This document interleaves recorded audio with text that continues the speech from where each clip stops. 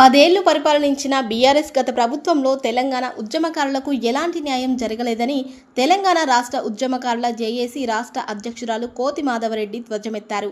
Hyderabad నాంపల్లిలోని gun park వద్ద తెలంగాణ అమరవీరుల స్తూపం వద్ద పూలమాల వేసి నివాళులు అర్పించారు.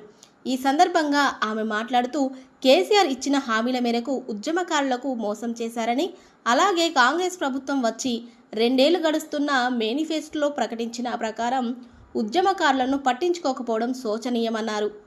రాహుల్, సోనియా గాంధీ ఇచ్చిన హామీల మేరకే రేవంత్ రెడ్డి ఉద్యమకారులకు 250 గజాల స్థలాన్ని సంక్షేమ బోర్డును ఏర్పాటు చేస్తామని చెప్పి మొండి చేయి చూపించారని మండిపడ్డారు. నాటి తెలంగాణ ఉద్యమంలో మహిళల పాత్ర ఎంతో కీలకమని కొనియాడారు. ఇప్పటికైనా రేవంత్ ప్రభుత్వం తక్షణమే స్పందించి ఉద్యమకారులకు 250 గజాల స్థలాన్ని, అలాగే సంక్షేమ సంఘంను ఏర్పాటు చేయాలని కోరారు. లేని పక్షాన పెద్ద ఎత్తున ఆందోళన చేపడతామని హెచ్చరించారు.